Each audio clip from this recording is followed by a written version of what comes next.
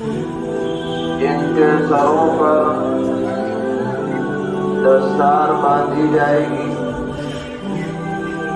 और उनका एजाज और इकराम किया जाएगा।